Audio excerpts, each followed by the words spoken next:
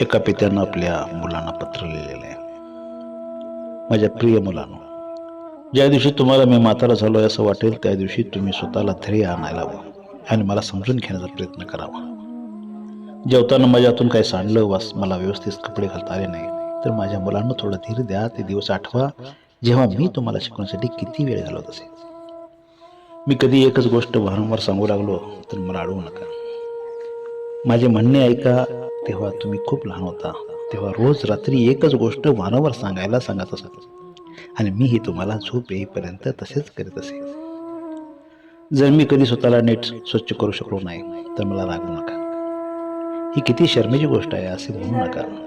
तुम्हाला आठवतं तुम्ही जेव्हा लहान होता तेव्हा तुम्हाला व्यवस्थित आंघोळ घालण्यासाठी मला किती खटपट करावी लागत. क्षणाक्षणाला मी किती बदलत आहे.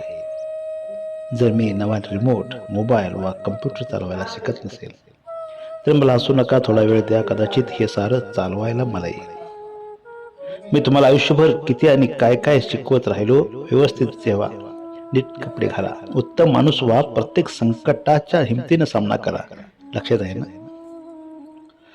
उतारवयामुळे जरी माझी स्मरणशक्ती कमी झाली असेल वा बोलताना मी गोंधळून गेलो असेल तर मला ही ती गोष्ट आठवण्याची संधी द्या. मी कधी काही विसरलो तर चिडू नका, रागवू नका, कारण त्यावेळी तुम्ही माझ्याजवळ असणं अत्यंत गरजेचं होतं व तुमच्याशी बोलू शकणं हीच माझ्यासाठी मोठी आनंदाची गोष्ट असेल. हेच तर माझे सर्वात मोठे भांडवल आहे. जर मी कधी खाण्यास नकार दिला मला जबरदस्तीने खाऊ घालू नका. म्हातारपणा सर्वातचा हिशोब बिघडत असतो. मला जेव्हा भूक लागेल तेव्हा मी स्वतःच खाईन. एक दिवस येईल की मी 4 पावले चालू शकणार नाही. त्या दिवशी मला भक्कमपणे तसाच आधार द्या. मी तुम्हाला चालायला शिकवत असताना देत असे. नंतर जेव्हा मी तुम्हाला म्हणेन मी आता आणखी जगू इच्छित नाही, माझा शेवट जवळ आला आहे, हे ऐकून तुम्ही नाराज होऊ नका, कारण एक दिवस तुम्हालाही कळेल की म्हातारी माणसे असे का म्हणतात. हे समजून घेण्याचा प्रयत्न करा की एक वय झाल्यावर लोक जगत नसतात तर आपला वेळ घालवत असतात.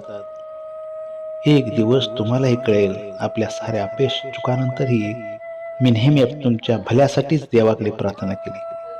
आपल्याला प्रेम आणि धैर्याचा आधार देऊन मुली जीवनाच्या अखेर टप्प्यापर्यंत धरून ठेवा.